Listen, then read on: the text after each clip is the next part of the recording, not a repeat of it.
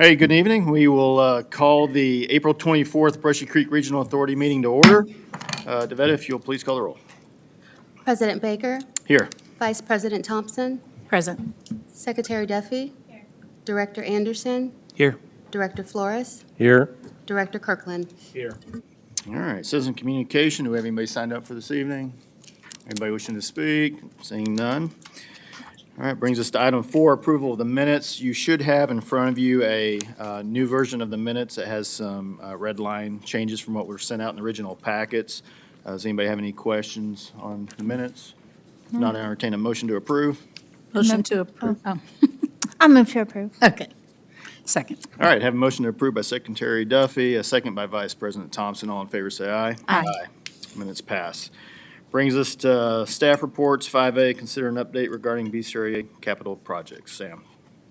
Good evening, President and board members, directors. Yeah, we have a very brief capital projects update today. And like we talked about last time, we were nearing the finish line for the underwater pipeline project. And as planned, it was finished on April Fool's Day.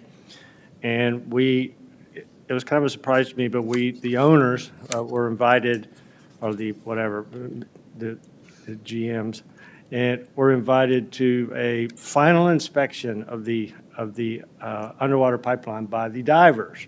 So we spent about 2 or 3 hours out on this barge floating around while the divers that had been working on this project all this time, when really 30 days, 24/7, plus all the months before that. So while they did, one in particular, one person dove, and we got to sit in the control booth while he was because he was going, then he was inspecting the entire pipeline to make sure there were no leaks or any movement or anything like that. And it was really cool to see all that happening. Plus, it was a little nerve-wracking, because everybody's like, "It's all good. It's all good." So anyway, yeah, it was very successful, and that's the same day that we placed the plant back online, and so that project is substantially complete, and they're demobilizing, and we're moving on to other stuff. The Delivery Points Phase 2 project, like we talked about last month, we did get it reconfigured. And it should be out for bid. The last schedule I saw had it going out to bid just this week. And the bids will open in, I think it's May 30. Is that what it says there? Yep, May 30. And the plan is to bring it back to the board on the June 26th meeting for award. And of course, it'll have to go to the cities after that for approval.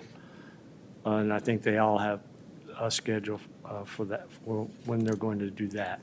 And then the substantial completion is in March of 2025, and that's one of the benefits of kind of reconfiguring the project, is that now we can for sure have it online before next summer, 2025. Other than that, the other three, the 2 other big projects are the Phase 2 deep water intake, well underway, and I think probably next month we'll have a little more robust update on all of them, because there's a lot of cool pictures out there of stuff they're doing. Some of the stuff they do there is just amazing. And then the Phase 1D project, the expansion of the plant from 32 to 44 MGD. The walls are coming up. There's a lot of, it's starting to look like a plant now, plant expansion, so that's kind of cool. And and then Delivery Points Phase 1 is under construction. And if y'all have any questions, please just let me know. Anything else on the capital projects? No, sir. Any questions on those items? All right, let's move on to 5B, consider an update regarding the drought conditions and contingency plans. So I think we went over this chart last time. I modified it a little bit this time, and I took the latest one that LCRA issued in like April 1, And so it's really from, end of March and versus the one I showed you last time. And the projections have worsened a little. And probably the better way to look at that is that they haven't improved. Although May, I think at this point, I think that what we're, is maybe a likelihood, and what we're hoping for is that it doesn't get any worse. And if so, then we may stay along one of those higher percentile curves rather than the bottom one. But the bottom one, or the worst case one, the 99% one, that's the one we're planning all our timelines around right now. So there's really only two important dates on this chart. One is the BCRUA barge decommissioning, which we have an item on the agenda for that, and I'll have more information on that. But that will not begin until the lake, if and when the lake drops to 623. And because you may say, well, I thought it had to be moved by the time the lake got to 623, and that's not the case, because it's only a 4 to 6 week process to move it. And so 623 is our trigger to really start all the work. And then the Cedar Park Leander drought contingency barge, which is under construction right now or under redeployment, will be placed in up. I think the whole target for that is to have it ready and to operate if and when the lake gets to 620. And I don't have a report for that one, but I do know it's well underway. And that's really all I have on the drought update. All right. Any questions on drought? Director Flores. So I just want to make sure I understand. So at 623, the process to decommission the BCREA barge would incur. Is that correct? Well, actually, we will have to, the contractor will have to start some of the activities probably within the next week or two, such as fabricating the racks that the pumps sit in up at the treatment plant. But the actual disconnecting of the hoses and all the power and pulling pumps, that doesn't start until 623. Okay. And so then talk about the Leander Cedar Park barge, the 620. So is the 620, so I guess my question is this. When the BCRE barge is decommissioned and it's starting to be taken down, is the assumption that the Leander Cedar Park barge is already in place, or I know you said it's being put in place now? Well, what will happen is, because this is what we did back in 2010, 11, and 12, and 13, is that Cedar Park and Leander will continue to operate their barges and their treatment plants with the water from those barges until 620. And really, it can go down to like 619 something, maybe 618 something. I think 620 is just a little conservative number in there.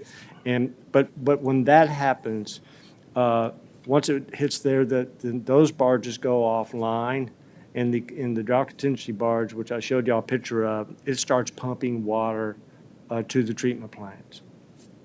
And that's when the capacity gets diminished at that point in time. Cedar Park gets 21 and Leander gets 9. And of course, during at 623, the BCRUA treatment plant goes offline completely. Okay, thank you. Other questions? One follow-up question. So just to follow up on his thoughts. So at 623, you says when it starts, I assume one of the first steps is to turn it off though, right? So it'll run, the pumps would run until 623, and then they would start dismantling it at that point. Is that fair? Yes, we have to drain the line. Yeah, at 623. Uh-huh. Okay. All right. I will say this, if you want a little added information because I did a little research on the droughts and because the University of Texas did a really big study in 2015 after the last drought. Bless you. And I just happened to look at that. There have been 7 severe droughts since 1951 when the lowest lake level ever recorded, which was 614 something. That's the drought of record, drought worsened record. And there, including that drought, there have been 7 droughts up to 2015. And if you add this drought to that, that's 8. And over about a 70-year period, 75-year period. And, so the average of that is roughly 10 years, every 10 years. And that's really what we're sitting on from the last drought from 2015. So, I guess where I'm going with this is, and if you read LCRA's fact sheets about the 2 reservoirs that make up the Highland Lake reservoirs, is those reservoirs were designed to fluctuate because, we have a very arid climate in Central Texas, and so this is nothing new. And the only way to get through it is with these contingency plans and the conservation plans that go along with them, because all 3 cities have very comprehensive water conservation and drought contingency plans, and LCRA likewise is starting to activate their drought contingency plans onto the firm water customers, which includes all the cities. So anyway, I know that doesn't make it rain, but I think at least we've got some good plans in place. Yeah, and thank you for that. And I just, I think this board, obviously, it's a serious issue, and we know it could change overnight with a heavy rain, a single storm. But we all just want to make sure that we have plenty of notice and plans in place if things continue on the way they are. So thank you for the graphs, and it's very helpful to all of us, I know. So. All right, let's move on to Resolution 6. 6A, consider a resolution authorizing the president to execute work change directive number 1 to the BCRUA Phase 2 raw water delivery system with LSAK joint venture for a possible emergency decommissioning of the existing raw water intake barge due to low lake levels in Lake Travis. So I think we talked about this a little last time, and that we're going to propose a funding mechanism or a contractual mechanism to allow us to procure the resources to decommission the barge. And after actually looking at 2 or 3 different contractors that do work in this area, including marine work, we ended up not having to look much beyond our own backyard, because Thale and SAK, who manage, they have a very large global, they have a very large marine component to their construction, and a lot of familiarity with that lake and the underwater pipelines.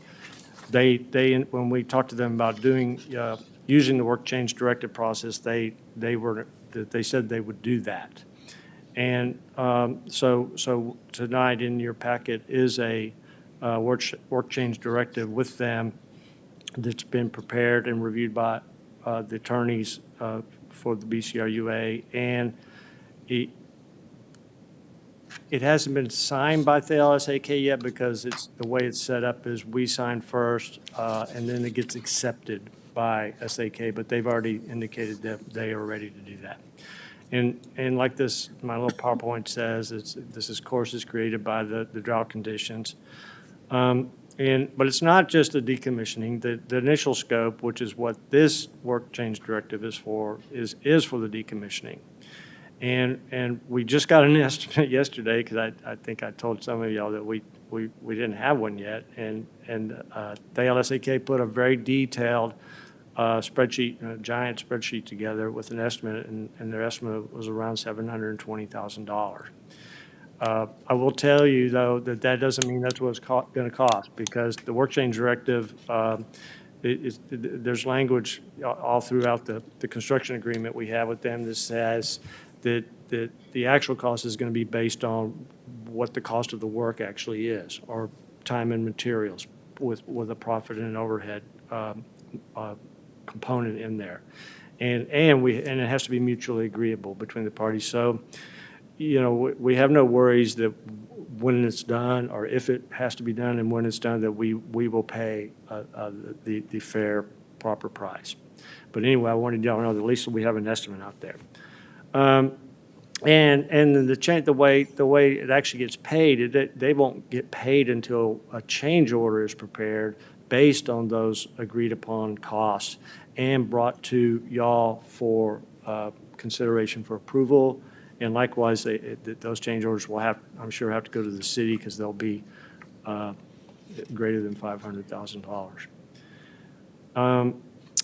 And kind of lastly, and back to the decommissioning, I actually figured out how to use the curvilinear red line on a PowerPoint slide. And so, because some of y'all wonder, where does the barge go? Well, the good news is LCRA says we could use this cove. It's at the end of Old Burnett Road, which if you see the head of that arrow, that little road to the left that comes right down to that peninsula, that's Old Burnett Road. And it's a very narrow, bumpy road, but it goes all the way out to 1431. And it's actually where the original drought contingency barge was built. So I've been out there, all of us have been out there many times. And so it's a good, safe place to put the barge. And there's all sorts of detail in the work directive, and there'll be more detail added on as far as the securing of the barge. We're even talking about maybe having cameras and lighting, and so there's going to be a lot of care, if we have to do it, put into protecting the barge. So on to future additional costs. So like I said, it's not just a decommissioning, because once we go down the path of decommissioning, that means we have to recommission when the lake recovers. And right now, and I skipped over that one, but I'll come back to it. Right now, we don't have enough information to put together an estimate for that. But so we've just got to cut this ballpark number of 1.5 million. And again, it's definitely a ballpark number. I don't think there's any way it's going to be less than 1 million. Because the last time, the recommissioning cost $1 million. So, and then there's another thing that we weren't aware of, which I think it's probably a good thing, and that is, it's while we have the pumps out, when you remove the pumps and leave them in dry storage for so long, the manufacturers they strongly recommend that you send those pumps off, have them torn down, have them inspected, all the bearings, the packings, and everything. And if there's anything that needs to be repaired, have them repaired. So we did get Smith Pump Company, who provided those pumps in the first place, to give us an estimate for that. And it's actually a quote. And it's, all in, it's like $200,000 for 7 pumps. And the way we don't send all 7 of them at one time, we'll send one or two. And my understanding is y'all did that on when we did this back in 2013. So there's that. And so total possible all-in cost, is somewhere in the $2.5 to $3 million range. And I just wanted to get that number in front of y'all and everybody with the cities so that they can think about that. Other than that, there's, there's a resolution in the packet for the president to sign, and there's a one-page work change directive for the president to sign. And like I said, we'll get the ball rolling, and hopefully we won't have to do it. But at least we're going to be ready to stay on a path to do it. Okay. Any questions on this item? And just for my clarification, so the red arrow is where it would be stored once it's decommissioned? That's where there would be placed? And is there any time limit? No. I mean, it can be Last there as time long it stayed there for 2 years. Okay. Okay. All right, if there's no other questions, I'll entertain a motion to approve resolution under item 6A. Motion to approve. I'll second. Have a motion by Vice President Thompson, second by Secretary Duffy. All in favor, say aye. Aye. 6A passes. That leads us to 6B, consider resolution rejecting the one construction bid received on March 6, 2024 for the BCRUA Delivery Points Improvements Phase 2 project submitted by Archer Western Construction. Yeah, I don't have a PowerPoint on that, this one, y'all. It's a pretty routine thing that that we need to y'all just need to formally reject the bid. And I think there's a resolution that states that, and then we'll be done. And we can move on with the rebid. All right. I think everybody had an opportunity to be briefed on it. Any questions on this item? All right, motion to approve 6B. I'll approve 6B. Second. Have a motion by Secretary Duffy, second by Vice President Thompson. All in favor, say aye. Aye. Resolution 6B is passed. 6C, consider a resolution authorizing the general manager to execute standard documents and change order that involve a decrease or an increase of $50,000 or less. Sam? This is similarly, it's a housekeeping item in that it's historically, it's been a practice that as far as the change orders go, that the general manager can approve them if they're under 50,000. And however, Steve and I searched around and we couldn't really find a ratification of that that kind of went along with the bylaws. So just to, to paper it up and make it clean, Steve put together a resolution, and he also included the language from the bylaws that says this general manager can execute other types of documents. And those are all stated in the resolution, and I'd be happy to answer any questions. Okay. Any questions on this item? I move to approve item 6C. Have a motion to approve by Second. Secretary Duffy, a second, by Vice President Thompson. All in favor, say aye. Aye. 6C passes. All right, it's fairly easy. Leads us to number 7, Director closing comments. I will start to my right. Director Flores. Good night, thank you. Director Kirkland. First off, happy birthday, Sam Roberts, and everybody have a wonderful evening. Good night. Thanks, everyone. Secretary Duffy. Thanks, everyone. Vice President Thompson. Good night. Director Anderson. Thank you and good night. All right. And thank you, staff, for being here. Appreciate you always, and everybody that makes the meetings work for us. Thank you all. With that, we are adjourned.